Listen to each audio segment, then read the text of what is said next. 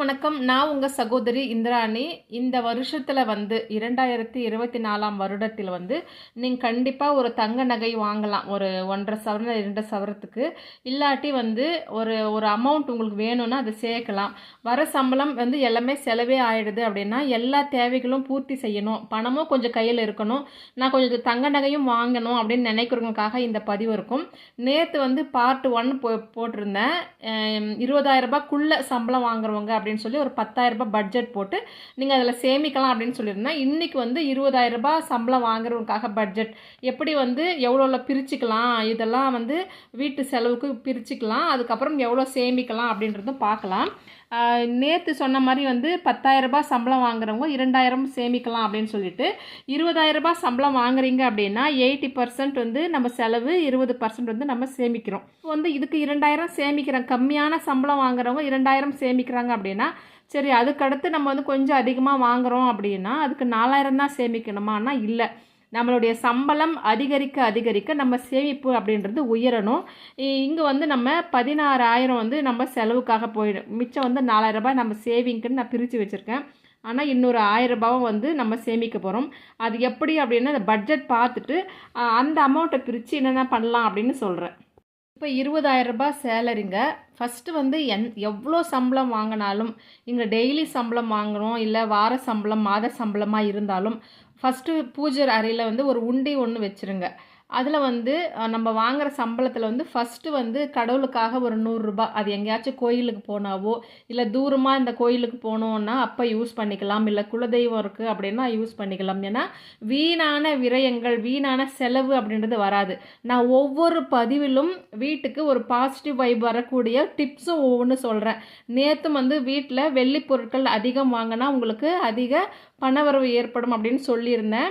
அதே மாதிரி இன்றைக்கி என்ன அப்படின்னா சம்பளம் வாங்குகிற ஃபஸ்ட்டு காசு, எந்த வருமானம் வீட்டுக்கு வந்தாலும் அதில் ஒரு 10 ரூபாய் ஆகட்டும், 1 ரூபாய் ஆகட்டும், இல்லை உங்கள் வசதியை பொறுத்து, உங்களோட சம்பளத்தை பொறுத்து அந்த பணம் உண்டி இல்லை. நீங்கள் அதுக்குன்னு ஒரு குலதெய்வத்துக்குன்னு ஒரு உண்டி வச்சுருப்பீங்க, இல்லை வச்சுக்கோங்க.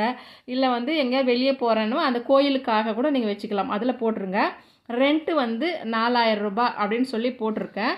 இப்போ 4,000 ரூபாயில் எங்களுக்கு அவங்க வீடு கிடைக்காதுன்னா நம்ம சம்பளத்துக்கு ஏற்ற மாதிரி தான் நம்ம வீடு பார்க்கணும். வசதி குறைவாக இருந்தாலும் பரவாயில்ல, இன்னொரு 500 1000 அப்படி கூடிச்சு அப்படின்னா நம்ம பட்ஜெட்டில் கொஞ்சம் உதைக்கும் அப்படின்னு சொல்லுவோம் இல்லைங்களா, அந்த மாதிரி தான். அதனால் நீங்கள் வீடு ரெண்ட்டு கம்மியாக இருக்கிற மாதிரி பார்த்துக்கோங்க. இல்லை இன்னொரு ஐடியாவும் இருக்குது. எப்படின்னா லீஸுக்கு போடுறது. ஒரு நல்ல வீடாக பார்த்துட்டு கொஞ்சம் கையில் அமௌண்ட் இருக்குது, ஒரு 3 லட்சம் மேலே இருக்குது அப்படின்னா நீங்கள் லீஸுக்கு போட்டுக்கலாம். அப்போ வாடகை பணம் மிச்சம். அந்த காசை ஆர்டி போட்டு வச்சுட்டிங்கன்னா பேங்க்கில் உங்களுக்கு குழந்தைங்க ஸ்கூல் ஃபீஸு நம்ம நல்லா ஹாப்பியாக கட்டலாங்க. வருஷத்துக்கு ஒரு முறை அந்த காசு எடுத்து அதனுடைய வட்டி நம்ம ஸ்கூல் புக்ஸுக்கு அதுக்கெல்லாம் யூஸ் பண்ணிக்கலாம், இல்லை ஷூ வாங்குறதுக்கு, பேக் வாங்குறதுக்கு, இதெல்லாம் வட்டி காசை யூஸ் பண்ணிவிட்டு இந்த பெரிய அமௌண்ட் நீங்கள் ஸ்கூலுக்கு கட்டலாம். லீஸுக்கு போடுற ஐடியா இருந்துச்சு அப்படின்னா. அப்படி இல்லை நாங்கள் வாடகை வீட்டில் தான் இருக்கோம் அப்படின்னா இந்த மாதிரி இவ்வளோ சம்பளத்தில் நீங்கள் இருக்கீங்கன்னா நான் சொல்கிற மாதிரி கையில் பெரிய அமௌண்ட்டுக்காக ஒரு பிளான் கடைசியில் சொல்கிறேன் பாருங்கள். அதை யூஸ் பண்ணிங்கன்னா அமௌண்ட் ஒரு 2-3 வருஷம் சேர்த்துட்டிங்கன்னா அந்த அமௌண்ட் வந்துடும். நீங்கள் லீஸுக்கு போட்டுக்கலாம்.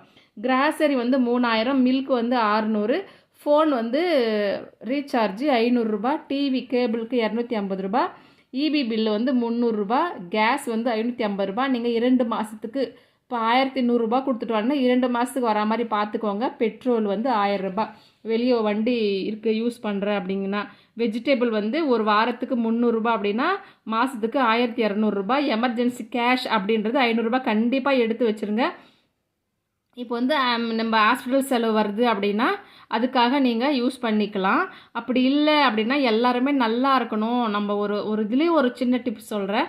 அதிக ஹாஸ்பிட்டல் செலவெல்லாம் வராமல் இருக்கணும் அப்படின்னா இந்த எமர்ஜென்சி கேஷ் அப்படின்றது ஒரு 500 ரூபாய் எடுத்து உங்கள் பூஜை அறையில் ஏதாச்சும் ஒரு ஃபோட்டோ பின்னாடி போட்டு வச்சுருங்க. அப்போ அங்கே போட்டு வைக்கிறதுனால எனக்கு அந்த மாதிரி செலவு வர்றது கம்மியாச்சு. வரவே வரலன்னு சொல்ல முடியாது. உங்களுக்கு நீங்கள் அந்த மாதிரி ஃபோட்டோ பின்னாடி வச்சுட்டு ஹாஸ்பிட்டல் செலவே வராதுன்னு நான் சொல்லலை. அந்த அந்த காசு செலவு ஆகாமல் இருக்க அது அந்த மாதிரி அதிகமாக வர்றதில்லை. எனக்கு வாரத்துக்கு 500 ரூபான்னு சொல்லி 2,000 ரூபாய் போட்டிங்கன்னா இதுக்கு முன்னாடி ஒரு வீடியோவில் நான் 250 ரூபா 300 ரூபாய் போட்டிருந்தேன். எந்த காலத்தில் இருக்கிறீங்க, நான்வெஜ்ஜுக்கு போய் உங்களுக்கு 300 ரூபாய் ஆகுதுங்களா அப்படின்னா நம்மளுடைய சம்பளத்திற்கு ஏற்ப வந்து நம்ம 500 ரூபாய்லாம் செலவு பண்ணி நம்ம இருந்தோம்னாக்கா நம்மளுக்கு அந்த வருஷத்தில் ஒரு 50,000 ரூபாய் நம்மளால் சேர்க்க முடியாது. அதனால தான் வந்து நான் 300 ரூபாய் போட்டிருக்கேன். ஏன்னா எனக்கே கொஞ்சம் எப்பயாச்சும் ஒரு முறை தான் வந்து கெஸ்ட்டுங்க யாராவது வந்தாங்க மட்டும் எனக்கு 500 ரூபாய், மற்ற நாளெல்லாம் 300 ரூபாய் தான் என்னுடைய பட்ஜெட்டு.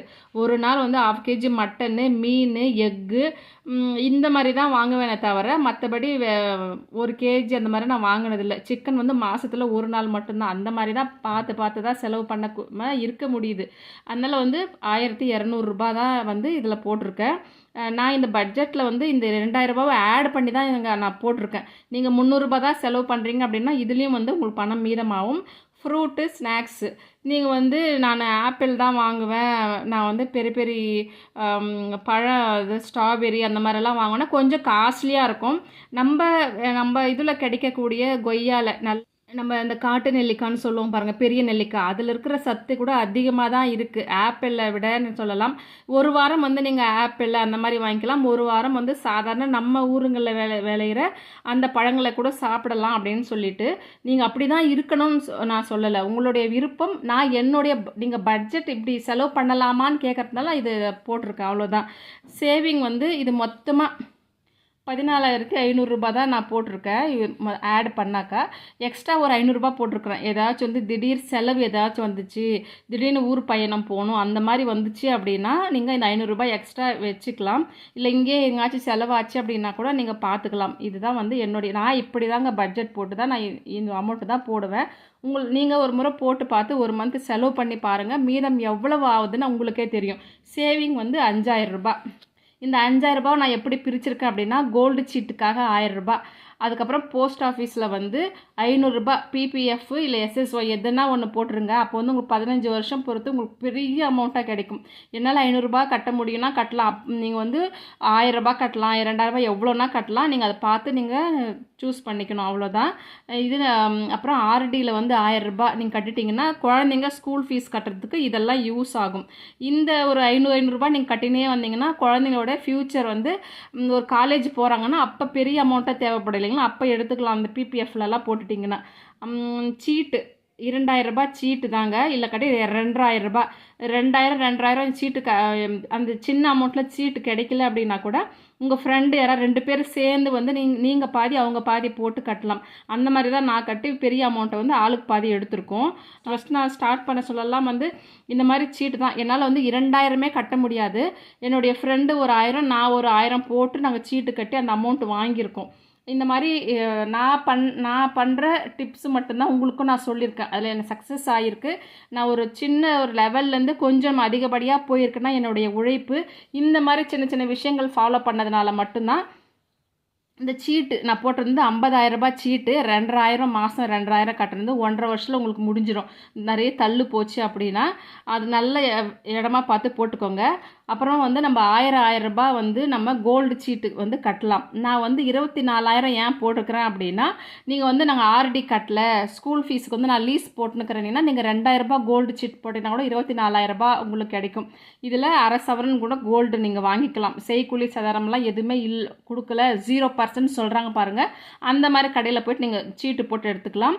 இங்கே வந்து 2000 ரூபாய் மணி தான் நான் இங்கே போட்டிருக்கேன். இங்கே வந்து கோல்டு சீட்டுக்கு 1000 ரூபாய் போட்டிங்களே அப்படின்னா உங்களுக்கு இங்கே வந்து இந்த காசை தான் எடுத்து நான் இங்கே ஆட் பண்ணியிருக்கேன். இல்லை எனக்கு 1000 ரூபாவே போதும் அப்படின்னா இதுக்கு வந்து இந்த 12,000 ரூபாய் உங்களுக்கு வரும். செய்கூலி சேதாரமெல்லாம் வந்து இல்லாமல் நீங்கள் நகை எடுக்கலாம்.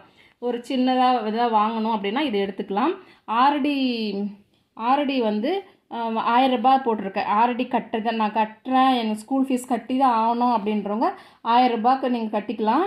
நீங்கள் இந்த வட்டி சேர்ந்து வரும், இன்ட்ரெஸ்ட் வரும். இந்த இன்ட்ரெஸ்ட்டில் என்ன பண்ணலாம் அப்படின்னா நீங்கள் குழந்தைங்களுக்கு புக்ஸு வாங்குறதுக்கு, யூனிஃபார்ம் வாங்குறதுக்கு இது கையிலே இருந்தால் செலவாயிடுது. பணம் எவ்வளோ இருந்தாலும் அதுக்கு ஏதாச்சும் ஒரு செலவு வந்துடுது.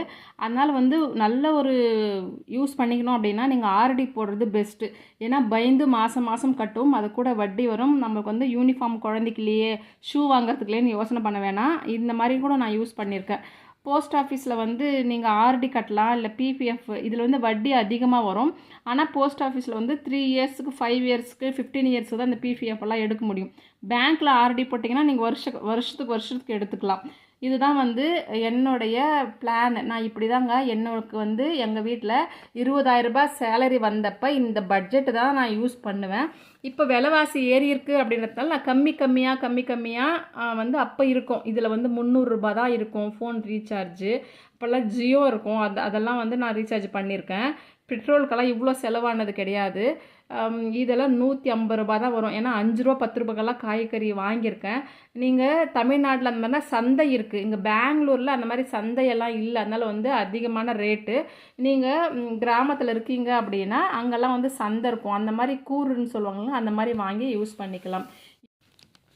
நீங்கள் ஒரு எமர்ஜென்சி கேஷ் வந்து நீங்கள் ஒரு 1000 ரூபாய் எடுத்து வைக்கிறீங்க அப்படின்னா கூட 12,000 ரூபாய் அப்படி இருக்கும் உங்கள் பூஜை அறையில் ஃபோட்டோ பின்னாடி.